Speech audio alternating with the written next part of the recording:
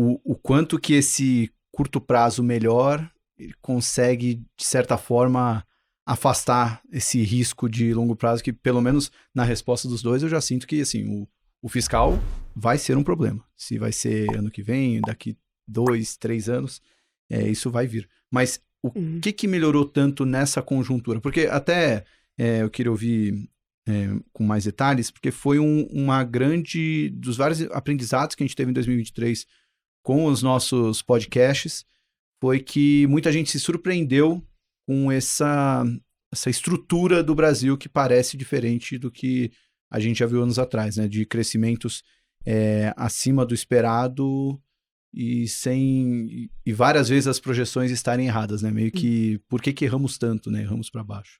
Enfim, o que mudou na conjuntura?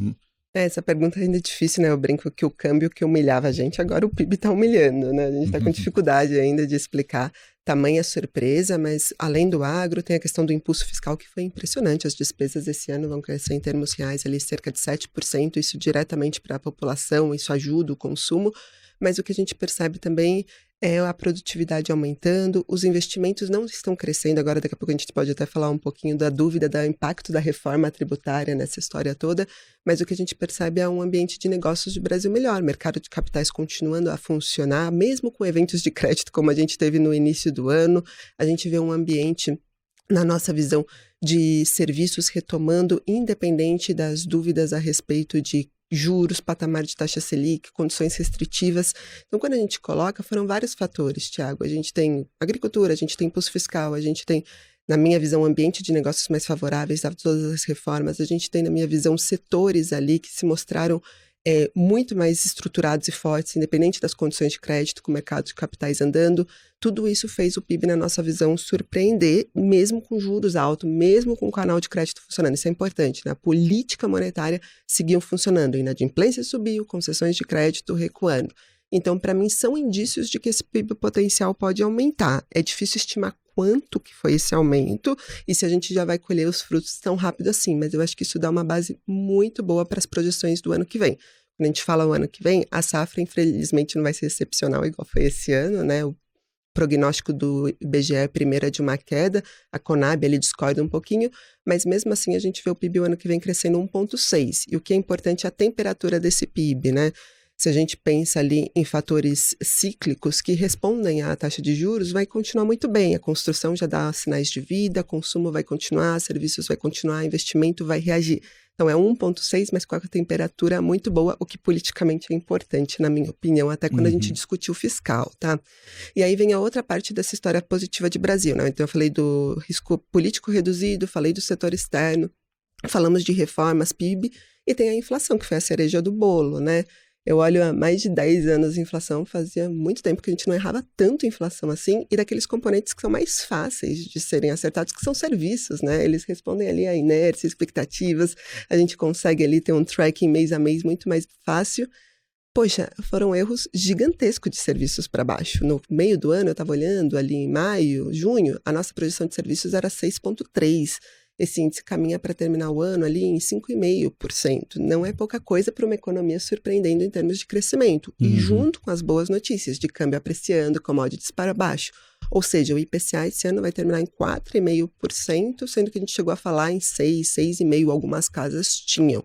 Isso faz com que o Brasil consiga cortar juros ali de maneira gradual, na nossa visão, a despeito dos ventos lá fora e da incerteza em relação ao fiscal.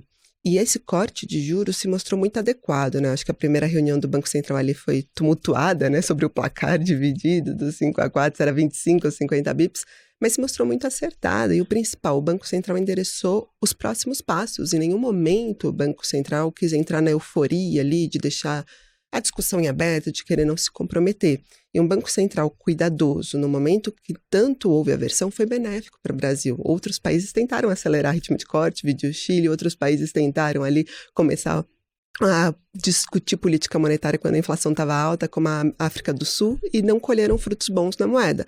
O Brasil não, o Brasil começou corte com condições favoráveis, um Banco Central com discurso duro.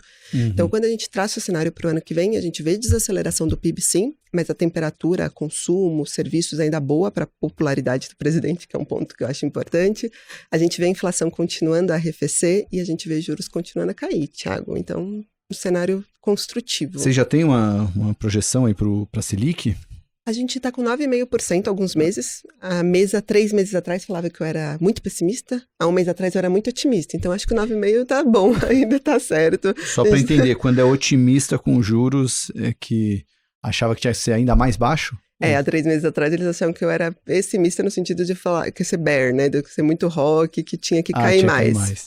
Quando eu não tinha taxa treasury lá 5%. Agora, um mês atrás, eles acham que eu tô muito, muito otimista, que pode não cair tanto assim.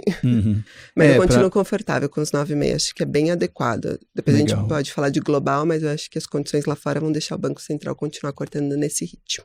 Só para lembrar, né, quando a gente fez aquela live, projeção de PIB para 23, se eu não me engano, você falou 1%, né? E a gente está chegando aí a 3%. Erro, né? Não, é um erro bom, né? É um erro errar desse jeito assim, né? Pelo menos o mercado, surpresa positiva, a gente não reclama, né?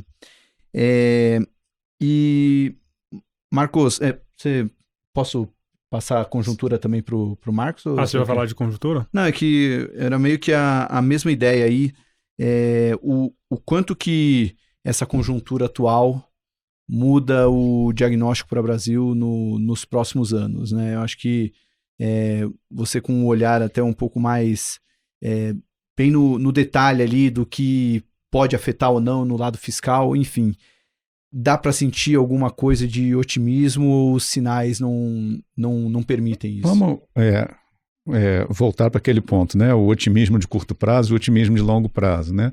Mas você está falando um cenário otimista de um crescimento de 1,6 ano que vem, né? Imagina você falar que é otimista na China, um crescimento de 1,6, né? É tudo uma questão de perspectiva. Nós nos acostumamos tanto com a estagnação econômica que crescer 1,3 num ano e 1,6 no outro, a gente solta foguete, né? Deixa eu fazer um contraponto aqui sobre essa leitura política, né? Marcelo falou que o Lula está limitado porque ele tem minoria no Congresso, ele não consegue reverter as grandes reformas. Agora, isso tem um preço muito alto, né? O que eu vejo é um quadro em que o legislativo ganhou muito protagonismo sem ter a correspondente responsabilidade.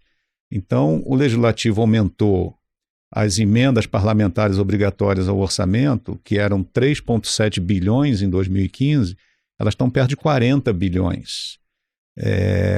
E distribuem esse dinheiro como querem, da forma mais ineficiente possível, com abertura para corrupção. Da mesma forma, a questão regulatória. O legislativo está mandando e desmandando nas agências reguladoras, um poder muito grande de intervenção também em outras esferas da gestão estatal, via de Caixa Econômica, etc. E não é um legislativo típico conservador botando limites num presidente de esquerda. É tipicamente um bloco de políticos com um perfil muito buscando o benefício próprio, né? Buscando o benefício de curto prazo, individual, e sem um projeto de país, né? A gente poderia até dizer, olha, tem uma possibilidade aí, o Centrão está tão forte que eles podem vir a ganhar a eleição presidencial e, portanto, ex ante, eles vão querer ser conservadores, não vão querer arrebentar o cofre de alguma coisa que eles vão assumir lá na frente. Mas isso depende de coordenação.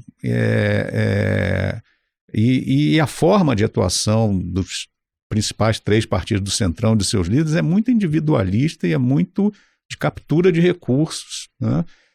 Então, há uma defesa das reformas naquilo que é mais emblemático. Não vamos deixar revogar o marco do saneamento, não vamos deixar mexer na lei das estatais.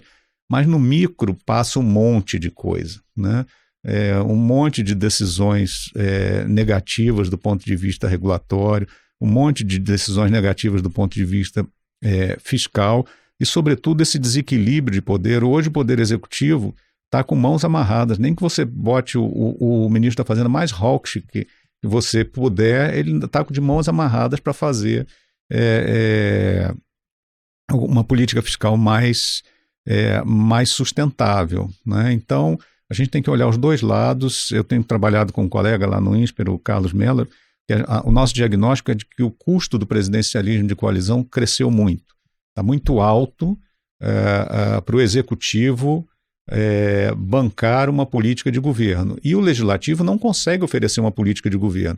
São iniciativas soltas do interesse de cada um, não tem uma agenda conectada, e aí o Brasil pode sofrer muito o custo disso, tanto em termos de regulação econômica quanto do ponto de vista fiscal.